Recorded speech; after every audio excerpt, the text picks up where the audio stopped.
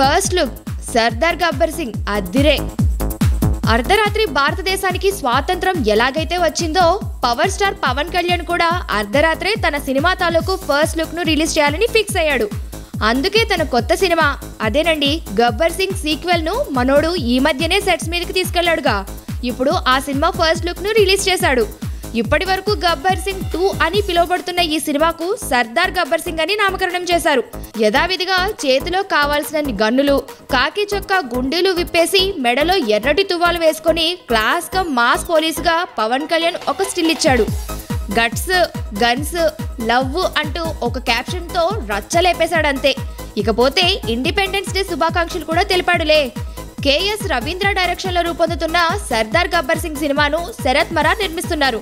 గత కొద్ది రోజులుగా తుపాకీ.com అందిస్తున్న వివరాలను నిజం చేస్తూ సినిమాను హీరోస్ సంస్థ కొనేసినట్లు పోస్టర్ పైనున్న లోగోస్ చెప్పకనే చెబుతున్నాయి.